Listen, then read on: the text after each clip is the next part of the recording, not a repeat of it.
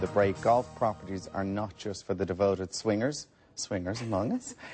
For many, they are a lifestyle choice, and property developers across the country have gotten in on the act. But how has this luxurious part of the industry been affected by the current property slowdown? Well, Fiona McLaughlin from privatesellers.ie is here to tell us more. So, Fiona, we were looking at Loretta before the break and the beautiful house she's bought there in the Heritage in Killenard. Is she typical of the type of people who are buying these places? Well, honestly, when we started doing the research on the golf properties, we thought that it would be easier to speak to somebody who had actually bought a property as a second home, you know, that they lived in at the weekends or whatever. And we were delighted to find that there was, it was easy enough to get to speak to somebody who was actually living on the property. It's actually more the type of person that lives on the golf resort is more determined by the house type than by the fact that it's actually on the golf course. So Loretta is living in a family home, so it's a family living there. The apartments and the duplexes tend to be the ones that are sold to people who are down there at the weekends. Niall Quinn actually has an apartment down there and spends, I think, many weekends down there. But Loretta has a load of neighbours and they're all very familiar to each other. Yeah, and a lot of the Keane family as well, the developers of the resort, actually live there. Now, she was saying that there's only 10 of those type of houses, so very much a small community there building up already. Yeah, absolutely. I think there's about 133 units in total on the resort. There are more sites available as well. But there's only about 12 properties left, so that'll show you how popular it has been, and it obviously ranges from when is it launched, and if there's only 12 propities left, so how quick have they sold? Well, it's been sold over a number of years. But for the range of properties that they have, I mean, these are the top end of the market. It ranges from, you know, a two-bed ground floor apartment for about 600,000 right up to, which is expensive, absolutely, and we'll go into why they are expensive in a minute. But it goes right up to, they have two houses built on spec, and really the day that David drove me around, I had to take my jaw up off the ground, and that was before even going into the properties. They have a huge properties. They have a penthouse as well, which is pretty spectacular. We'll have a look. Let's have a look. It really, I mean, I have to say, very lavish. The one thing about here is it's very classical. It's very spacious. It's not as cluttered, maybe even as it looks. I was going to say that it's a bit. Yeah. It's really not. It is lavish, but there's loads of space. I have to say the attention to detail was something that really struck me on the day. I couldn't believe that David was involved in the interior design. So you buy it as it stands. You buy it. It's absolutely fully furnished. This particular one. The furnishing wasn't to your liking? Well, if you can afford to buy it, whip it out. You can buy another penthouse or another property or whatever, you know. But really, I just wanted to focus on the attention to detail. Even the elevator that they've used within the property is a commercial elevator because they didn't want the thud of the hydraulic elevator. How much are we really looking beautifully at for finished. That apartment? About 1.3. 1.3 for that. And how many bedrooms were there in the penthouse? And there's 3 bedrooms in that, and fabulous views across the course. It really is the top end. It's just beautifully finished. You know, the master suite is really more like a living area with a bed in it, you know, than it is a bedroom, so you know. In general, around, if you're looking at these golf courses around the country, what are the typical types of properties and the attractions in most of them? Well, one thing is that they're expensive, so they're high-end properties. So, you know, what you're buying is a lifestyle. So we'll say, you know, on the Heritage or wherever you buy, you know, the Heritage is built around a championship golf course designed by Seve Ballesteros and Jeff House, who's a very famous Irish golf course designer living in Kilkenny. So as we heard then, do you get your green fees with that every time to everybody? Even if you buy the smallest house, it doesn't have to be the top of the range. Everybody gets green fees.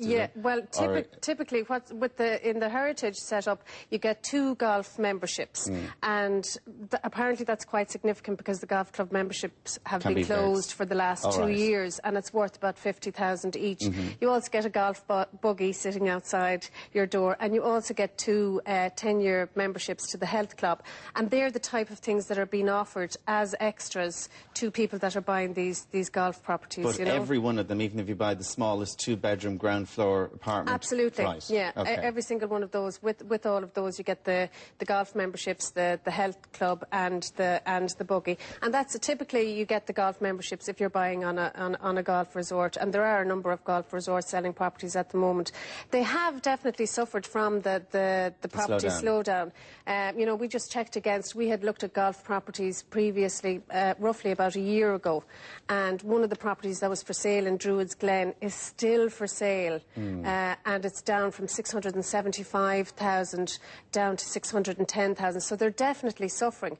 However, on the upside, there's a lot of big developers putting a lot of money into building even bigger resorts of this type. There's an awful lot of them around the country. We're going to take a look at some of this at co.Island, which is another example of the type of properties you can buy, and just show you these type of houses. Tell us a little about these. This is in co.Island, and again, what's really important in terms of the real estate producing dividends for the golf club is that the course is the focus, you know. So again, this is a championship designed around a championship golf course, so it has been pretty successful in selling the real estate.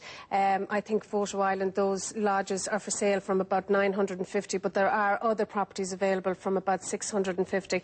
And, you know, less than that, we're looking at the very high end here, and I don't have pictures of a development in Ballybunion. Ballybunion, which is a very famous golf course. I mean, I think we have 40% of the top links courses in the world in Ireland.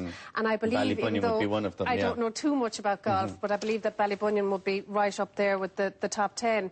And right beside that golf course, there's a new development, and you can buy in from about 240,000 to a 3- and 4-bedroom semi or detached house. So that's definitely one to look at, and that's available actually on propertyteam.ie. I mean, I suppose the advantages are, when we saw it earlier on with Loretta, you are in a beautiful community. There's things like the golf, if you're into it, on your doorstep. There's always going to be a hotel, a nice hotel within walking distance, to restaurants, a health spa, club, that type of thing. It's all That's the main advantage, and the extras. And something now that they'll probably go mad when I talk about this, but Loretta told me one night of an experience she had where they had a dinner party and they ran out of ice, and the porter at the hotel actually sent down ice to them. Now that's not coming with the properties. That's not being sold. Type of thing. But it's that sense of being taken care of and looked after, and there definitely was that family sort of familiar feel and you to speak the place about family, when we were down because there. it's her family home, and there are families there, so they are suitable for children as well, because it's not just a very elitist weekend retreat. Absolutely. Lots of families living in these places. I mean, if you are thinking of buying it, are we still going to see, I know developers, and we're talking about gloom and talking about holding on. Should we still be holding on, or is now the time to actually go out and... You know, stocks are down. You know, the value of the properties is down. There may be a little bit more to go. They could go down more, but that still doesn't mean that it's not a good time to buy. Now. You know, there's double the amount of stock on the market at the moment than there was this time last year. That means it's twice as hard for a seller to get a buyer, so they're going to be twice as eager to sell the property as maybe in 6 months' time when it's a little bit further down. But again, the balance of power is going to be going back towards the seller. Then you never know that exactly in 6 months' time, slight little turn up, and then people start getting a bit of confidence back. Absolutely, it's a really good time to be. You've missed your opportunity. There's a lot of savvy investors in there at the moment already going around and buying up the properties. This is when you make your profit, when you buy the property, not when you sell it. Yeah, exactly. And the savvy investors are out there looking for properties now. And as we say, there's never negative equity if you're going to live in the property. Exactly, even though it's nice to be able to borrow against it as well. So. No, that's true. Listen, Fiona, thank you very much for that. We'll see you again soon. We're going to take a quick break. Lots more in the last